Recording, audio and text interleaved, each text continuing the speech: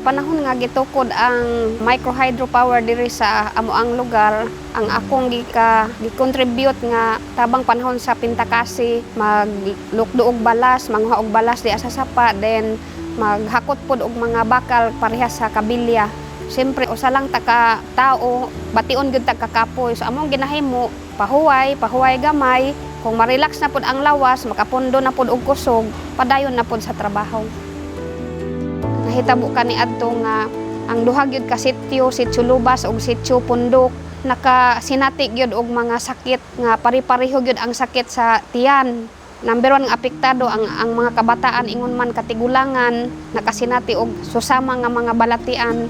Gani isa pod ko nga naka-experience anak tungod kay ako ang duha ka anak, tungod kay nagsunod ra man gyud ako ang panganay ug ang ikaduha. Pero ako naningkamot ko nga isip ginikanan ma-safety akong anak hinungdan nga na ospital.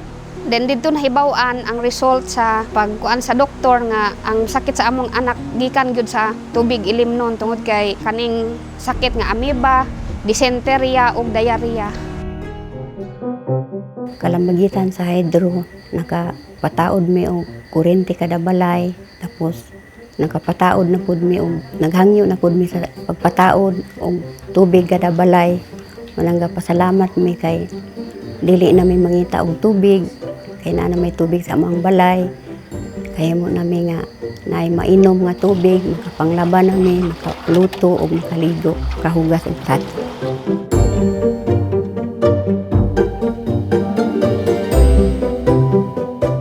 Ang amo ang income is gikan siya sa uma. Durian tree.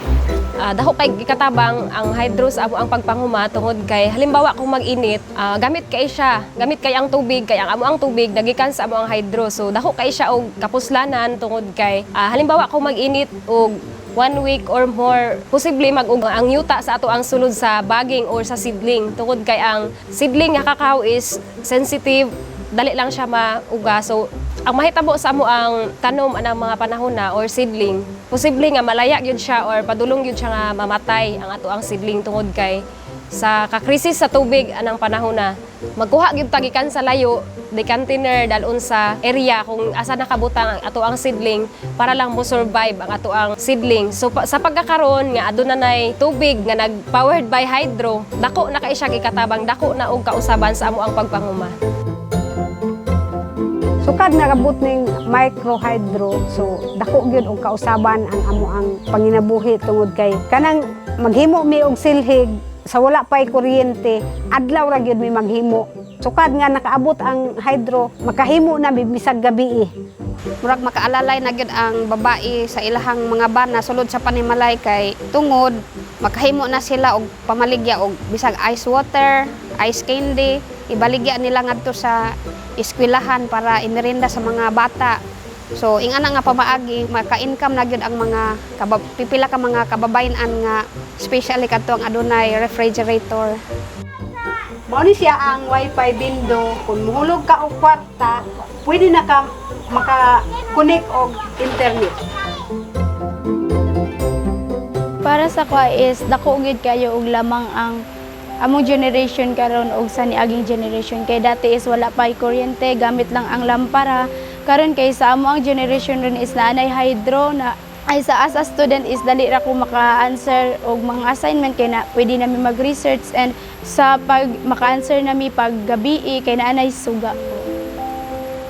Sa kwa is dali ra gyud kay mangandoy og dako karon kay sa kaninga kuan is pwede ra nimo ang imong knowledge is pwede ra nimo sa research nimo makuha, and pwede ka mangandoy og dako og makabot gyud nimo ni kay tungod ani nga project po kaning hydro.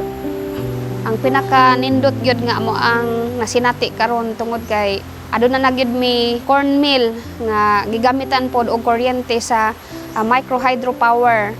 So dili lang kay corn mill na pagyoy corn sheller o coffee grinder. So isa pod na nga nalipay ang tibuok katawhan tungod kay nakaangkon ni anang maong proyekto kini gumikan sa MHP.